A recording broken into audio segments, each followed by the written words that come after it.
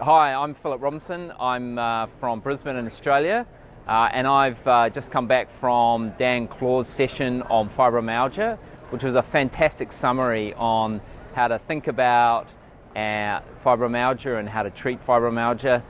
One of the things that he reminded us is that there are lots of chronic pain syndromes that we don't necessarily think about, things like dry eye.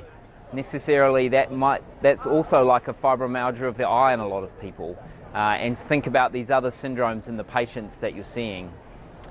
He reminded us that potentially the relevance of tender points isn't that relevant now, and that you can ask questions like, are you uncomfortable when people hug you?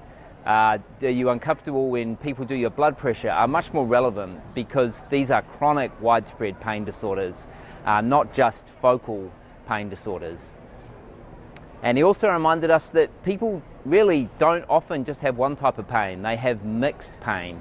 And so you've got to think about the proportion of pain that each person has. Do they have an amount of nociceptive pain, which you would expect from, say, rheumatoid, neuropathic pain, and then central pain, because you're never going to make progress unless you actually target the cause of their pain.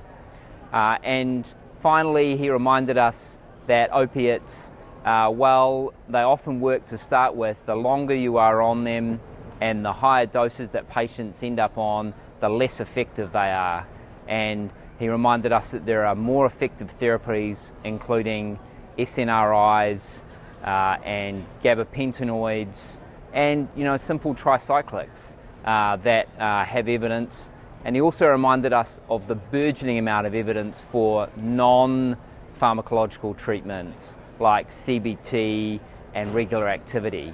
And you're going to make progress with your patients when you actually put together a combination of these treatments, because not each one of them is very effective, but when you combine them together, they often create a package that's actually effective for patients. So if you want to know more about this, I'd recommend you go to roomnow.com.